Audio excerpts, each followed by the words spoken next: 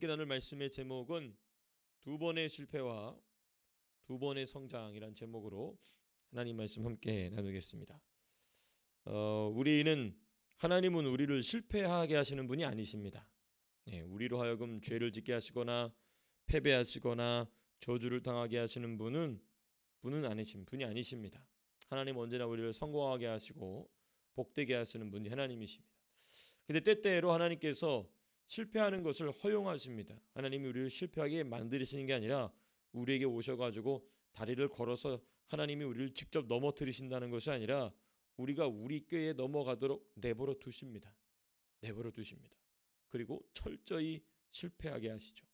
철저히 후회하게 하시죠. 철저히 눈물, 콧물을 쏙 빼게 하십니다. 그리고 뭐하게 하시냐면 성장하게 하시죠. 오늘 본문이 벌써 이 설교 제목을 얘기하면서 벌써 이제 이 주제가 다 나왔습니다. 그래서 이제 뭐 설교를 굳이 들으실 적이도 없으시겠지만은 그래도 무슨 얘기를 하나 좀 이렇게 같이 말씀을 좀 살펴봤으면 좋겠습니다. 오늘 본문을 좀 나눠서 살펴보시게 되면 17절에서부터 22절까지 첫 번째 부분입니다. 그리고 두 번째 부분은 23절에서부터 25절까지 두 번째 부분이고, 그리고 세 번째 부분은 26절에서부터 28절까지입니다. 우리가 크게 세 부분으로 좀 말씀을 좀 살펴보겠습니다. 근데 오늘은 특별한 건 아니지만은 본문의 내용이 어떤 식으로 흘러가는가를 전체를 쭉 훑어본 뒤에, 그리고 그 각 본문의 핵심적인 내용들을 가지고 제가 몇 가지 질문을 던지면서 그 질문에 대한 답을 질문에 대한 답이 곧 본문의 의미겠죠. 그 의미를 좀 찾아가는 방식으로 좀 오늘 말씀을 상고하고자 합니다.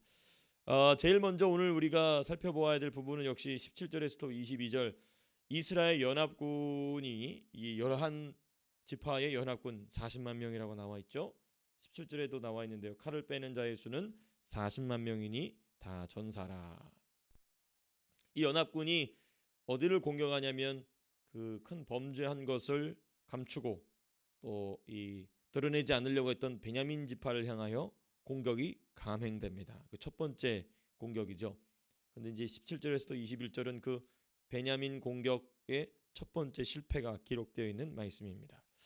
자, 먼저 이 18절을 보시게 되면 무슨 말이 기록이 되느냐, 무슨 말씀이 기록이 되느냐. 이스라엘 자손이 일어나 베델에 올라가서 하나님께 여쭈어 이르되. 자, 이 이스라엘 백성이 간만에 하나님께 무엇인가를 여쭈어 보는 그런 행동을 하고 있습니다. 아주 좋은 것이죠. 어떤 제목을 가지고 하나님께 기도하고 여쭈어봤느냐. 18절에 이어서 우리 중에 누가 먼저 올라가서 베냐민 자손과 싸우리까 하니.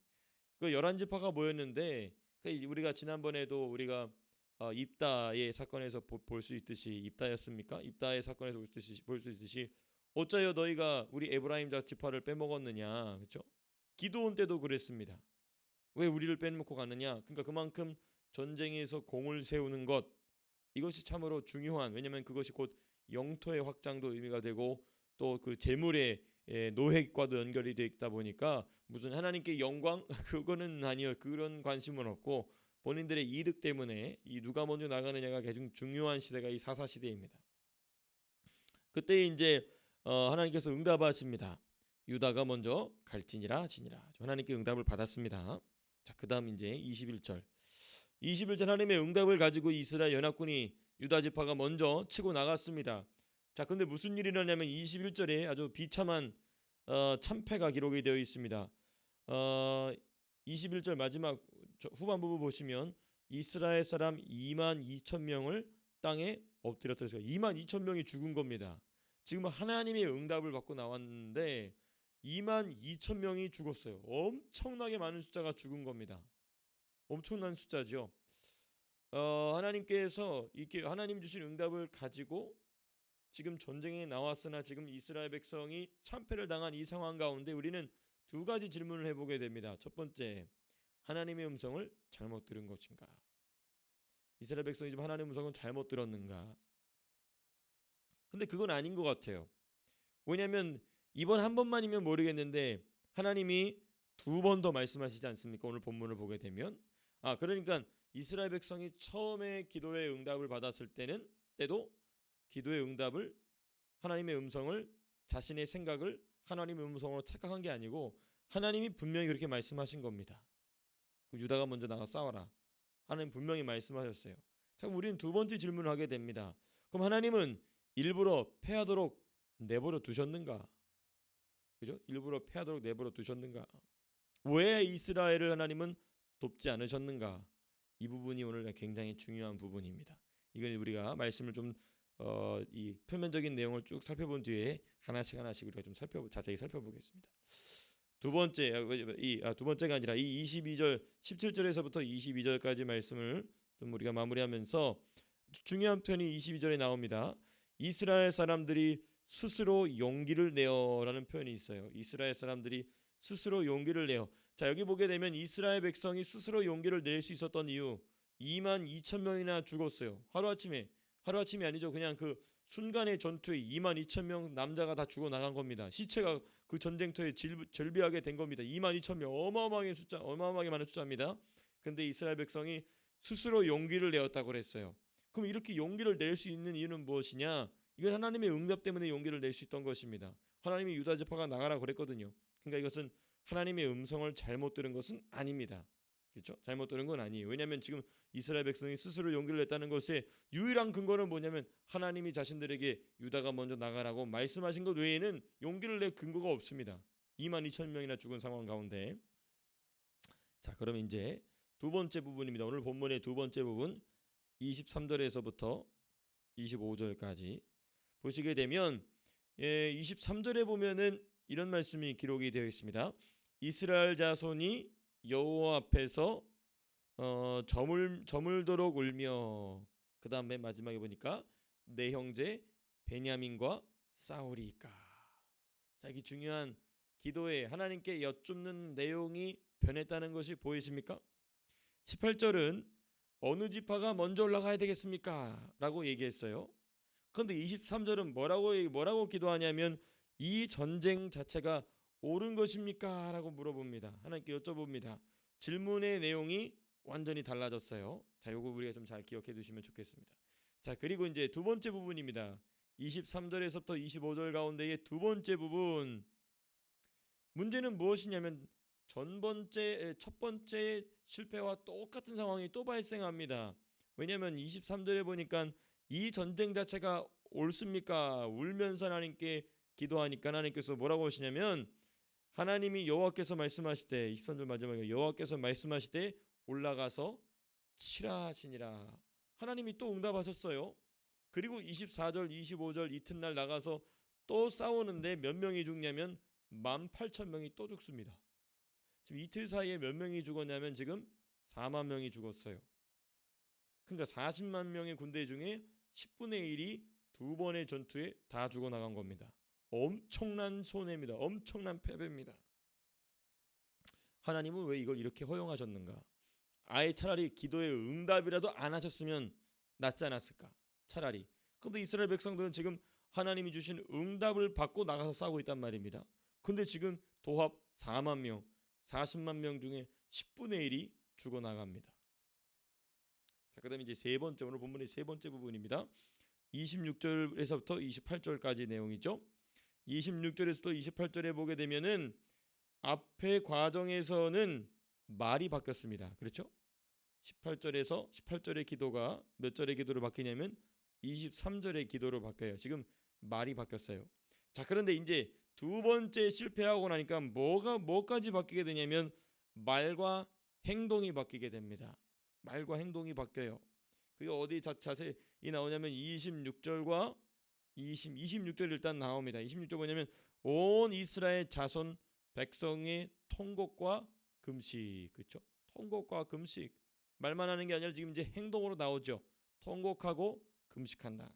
두 번째 뭐냐면 하나님께 제사를 드리죠. 번제와 화목제를 여호와 앞에 드리고. 그다음 세 번째, 이 마지막이 제일 중요합니다. 28절에 보니까 대제사장으로 추정되는 대제사장일 수밖에 없어요. 왜냐하면 아론의 자손이기 때문에 비느하스 앞에 이스라엘 백성이 전부 서게 됩니다. 이 두 번 두 번 실패하고 나서 이스라엘 백성에게 아주 중요한 몇 가지의 변화가 일어났습니다.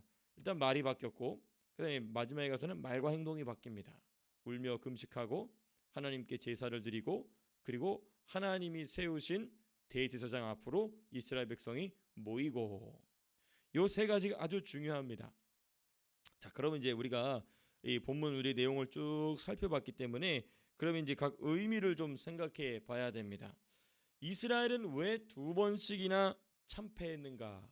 하나님의 응답에도 불구하고 차라리 하나님의 응답이 없이 나갔다가 두 번이나 졌다 그러면은 그건 하나님한테 물어보지도 않고 그래서 그래라고 우리가 얼마든지 쉽게 이해할 수 있습니다. 또 그게 맞는 것이고요.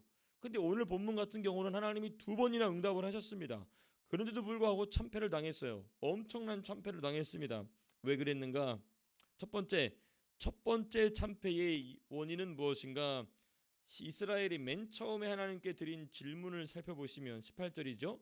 18절의 질문을 가만히 살펴보시면 베냐민을 징계할 것을 자신들이 이미 정하고 얘기합니다. 보십시오. 18절을 가만히 보시면 이스라엘 자손이 일어나 베델에 올라가서 하나님께 여쭈어 이르되 우리 중에 누가 먼저 올라가서, 그러니까 우리 전체가 베냐민을 징계하는 것은 당연합니다. 그런데 하나님 보시기에 이 중에 누가 먼저 가야 됩니까? 그러니까 이 얘기죠. 우리가 생각할 때에 이건 우리가 생각할 때 옳은데 하나님도 옳다고 생각하시니까 옳다고 생각한다라고 본인들이 이미 정해놓은 겁니다. 하나님도 그렇게 생각하실 거라고 정해놓고 그리고 그 다음 것에 대한 선택을 하나님께 맡겨드린 것이죠. 순서가 완전히 틀린 것입니다.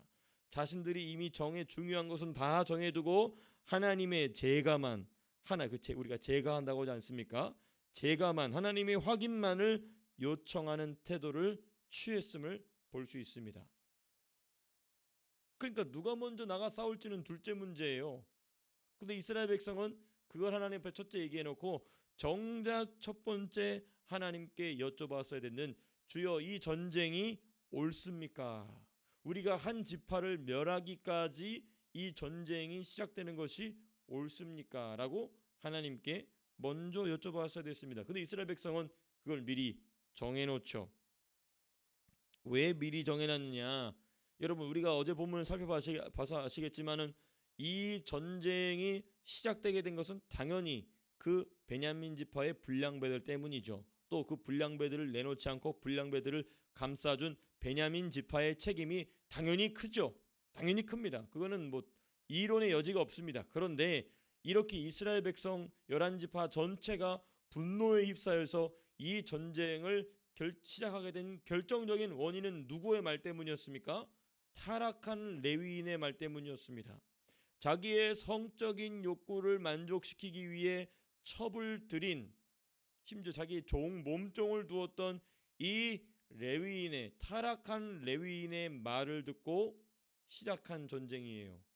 그러니까 지금 타락한 레위인의 말을 듣고 시작한 그 전쟁에 대해서 하나님도 이견의 여지 없이 동의하실 것이다라고 본인들이 지레짐작으로 정해놓은 것입니다. 그러니 하나님께서 이것을 그래 그럼 너희들 마음대로 해라 내버려 두신 거예요. 그리고 참패하게 하시죠. 그러므로 우리는 무엇을 주의해야 되냐면 우리 예수 믿는 사람들은 목사인 저부터 성도는 자기 생각에 옳은 대로 판단하고 결정하고 말하고 행동하는 습관을 버려야 됩니다. 너무너무 중요해요. 자기 생각에 옳은 대로 판단하고 결정하고 말하고 행동하는 습관을 우리는 주님이 부르실 그날까지 뽑아내는 일을 하는 것, 이게 어찌 보면 우리 신앙생활의 전부일 수도 있습니다. 우리 신앙생활의 전부죠. 내가 주님보다 앞서서, 우리가 성령보다 앞서지 말고 기도보다 앞서지 말고 이런 말씀도 있지 않습니까? 그러니까 주님이 옳다, 주님이 그러다라고 말씀하시기 전에 내가 옳습니다. 그 내가 생각할 때도 하나님도 당연히 그렇게 생각하시겠죠. 이러면 안 된다는 것이죠. 참 이게 목회자로서 어떤 부분이 힘드냐면 제가 이제 청년들하고도 많이 이제 저기에서 전도사 시절에도 그렇지만은 어려운 게 뭐냐면 이미 다 정해놓고 와요. 다 정해놓고 와요. 정해놓고 오고 이게 이제 목사나 전도사나 뭐 이렇게 교육자들이 얘기해주면 그게 하나님의 컨포메이션으로 받아버리죠. 그러니까 이제 참 이게 난처합니다. 그러니까 이 하나님 앞에 여쭤보실 때, 또 우리 목회자들과 상담하실 때는 정하지 말고 오시는 게 참 좋습니다. 이제 답이 없어요. 정해놓고 와버리면 그러면 이제 뻔히 보이거든요. 아, 저거 가다가 이 오늘 같은 두 번의 참패가 일어난단 말이죠. 인생에서 그 참패가 일어납니다. 그래서 미리 정하지 말고 하나님 앞에 여쭤보고 하나님과 깊이 이 상의하고, 또 그게 잘 모르겠으면 목회자와 기도 가운데 이 결정들을 정해 나가는 것이 매우 안전하고 중요한 우리 영적인 신앙인으로서의 태도이겠죠. 두 번째입니다. 두 번째 부분을 우리가 좀 살펴볼게요. 첫 번째는 왜 이스라엘은 두 번이나 참패했는가, 이걸 살펴봤고, 두 번째, 하나님은 왜 두 번이나 응답하시고도 이스라엘을 내버려 두셨는가. 첫 번째 질문에 대한 답에 이미 대부분의 답이 들어가 있지만 우리가 조금 더 생각을 해봐야 되기 때문에, 자세하게 생각해봐야 되기 때문에 그렇습니다. 두 가지로 우리가 그 생각을 생각해볼 수 있습니다. 하나님은 분명히 두 번이나 기도에 응답을 하셨어요. 그렇죠? 두 번이나 응답하셨는데 왜 응답을 해놓으셨고 왜 책임을 안 지셨느냐? 두 가지 이유 때문에 그랬어요. 첫 번째, 하나님은 인격적인 분이십니다. 하나님은 로봇가 아니시죠. 하나님은 우리를 로봇으로 다루지 않으시죠. 인격적인 존재로 다루십니다. 그래서 하나님께 여쭙지 않고 무엇을 이미 결정했다면 아주 특별한 경우를 제외해놓고 하나님 개입하지 않으세요. 아주 이게 중요한 부분입니다. 하나님께서 우리와의 관계 가운데 우리가 이미 무엇인가를 결정했어요. 그러면 아주 특별한 경우가 아니고서는 하나님 그 개입하지 않습니다. 말씀하시긴 말씀하시죠. 그거 개입 안 하세요. 그렇게 하겠다고 이미 마음을 딱 굳게 마음을 먹고 있으면 하나님의 성령도 그 부분에 대해서 말씀하지 않으십니다. 우리의 의사를 존중해 주시죠. 왜냐하면 하나님은 인격적인 존재이시니까, 또 우리도 인격적인 존재이니까. 문제는 무엇입니까? 책임도 스스로 져야 됩니다. 이 부분이 무서운 부분이죠. 책임도 우리 스스로 져야 된다는 것입니다. 우리가 하나님께 여쭙지 않고 결정한 것을 하나님께서 개입하지 않으세요. 내버려 두세요. 우리 인격적인 존재로서 존중해 주시는 것이죠. 그 대신에 뭐도, 그럼 그 일에 대한 책임도 네가 지라는 겁니다. 이게 아주 무서운 부분인 것입니다. 그래서 우리가 우리 인생 가운데에 고단해지는 이유가 무엇인가? 여러 가지 이유가 있을 수 있겠죠. 원수의 공격 때문일 수도 있고 여러 가지 상황도 있을 수 있겠지만은 사실 대부분은 이겁니다. 사실 대부분은 이거예요. 내가 내 일에 대하여 내가 책임을 지다 보니까 일이 점점 꼬이는 거죠. 상황이 점점 꼬여 나가는 것이죠. 머리가 점점 복잡해지는 것이죠. 마음이 점점 좁아지게 되는 것이죠. 조바심이 나게 되고 두려움이 찾아오게 되는 것입니다. 하나님이 결정하셔야 될 것을 내가 결정하실 때 나타나게 되는 현상, 그 일에 대한 책임을 누가 지게 되느냐? 내가 지게 된다는 것입니다. 그건 왜 그러냐면 하나님이 우리를 내버려 두시는 게 아니라 우리를 인격적인 존재로서 대우해 주시는 것입니다.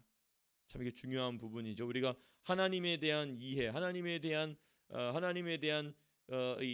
하나님과 동행하는 것, 하나님을 안다는 것에 대해 있어서 하나님은 우리를 인격적으로 대해 주시는 분이시구나라는 말의 의미가 이런 부분이 있다는 것을 우리는 절대 놓쳐서는 안 된다는 것이죠. 두 번째 이유, 하나님은 두 번이나 응답하시고 이스라엘을 내버려 두신 이유는 무엇인가? 이게 참 핵심입니다. 뭐냐면 두 번 그렇게 실패해야 깨닫는다는 것입니다.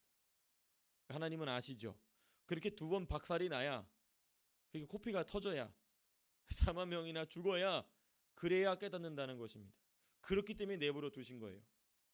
그러면 우리는 이제 바로 우리 인간은 이런 생각을 하게 됩니다. 아니 그럴 바에는 그럼 말씀으로 하시면 깨닫지 않겠습니까? 그 교만한 말입니다.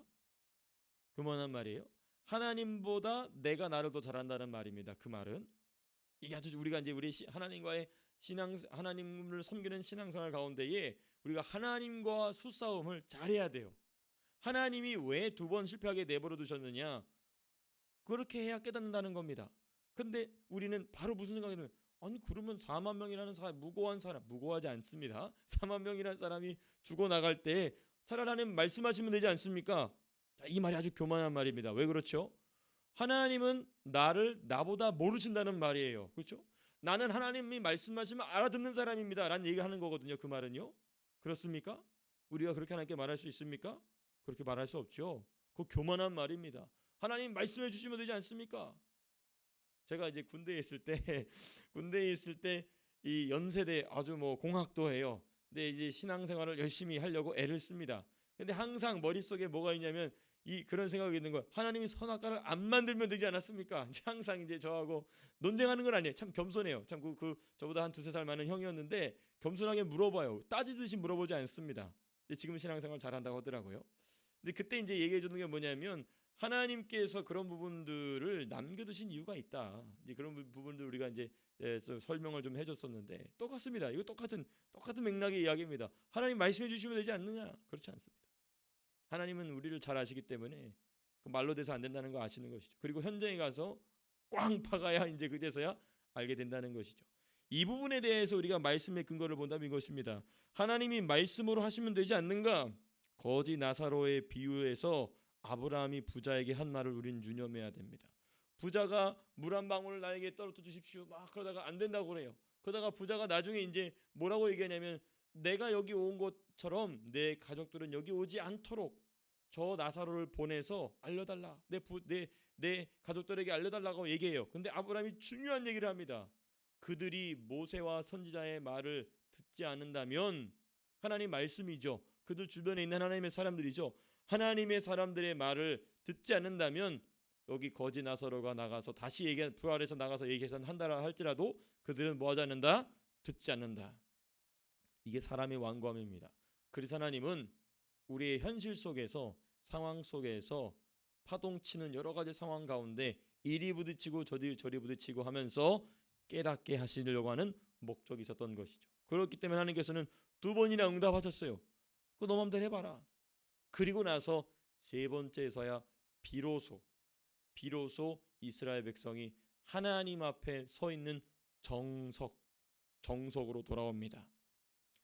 각 실패의 의미와 열매를 좀 우리가 좀 살펴봐야 되겠죠. 이제 좀 충분히 좀 살펴봤지만 첫 번째 실패를 좀 요약해서 말씀드리자면 첫 번째 실패는 자신들이 이미 정한 것, 자신들이 이미 결정한 것을 스스로 취소하고 본질적이고 근본적으로 하나님께 여쭤보게 합니다.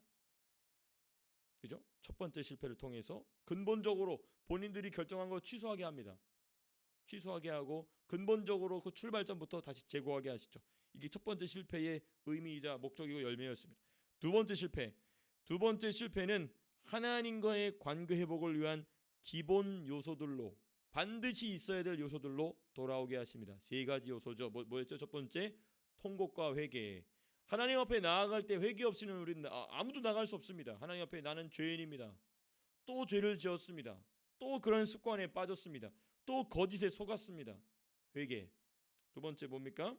제사와 법궤입니다. 제사와 법궤. 이 제사와 법궤는 무엇이냐면 하나님의 임재를 의미합니다. 나를 만나려거든 제단 앞으로 오라. 그게 레위기의 5대 제사의 주제지 않습니까? 그리고 법궤 자체가 하나님이 이스라엘 가운데 함께 하신다라는, 하나님이 그들 가운데 임재하신다라는 중요한 상징물이자 또 하나님의 현현의 상징물이었죠. 그 다음 3번째 제일 중요한 부분입니다.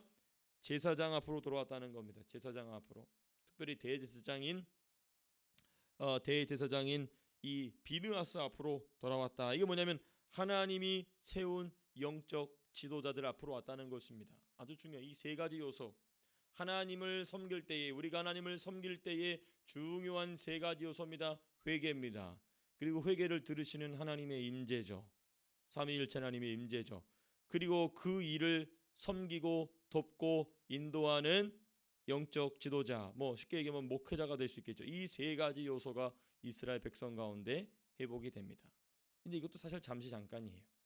이 베냐민 지파를 공격하는 일에 있어서 이 3가지가 회복이 되게 되고, 하나님께서 이 3가지가 회복되니까 중요하게 2번의 하나님의 응답과 다른 3번째 전혀 다른 색깔의 하나님의 응답이 오게 됩니다.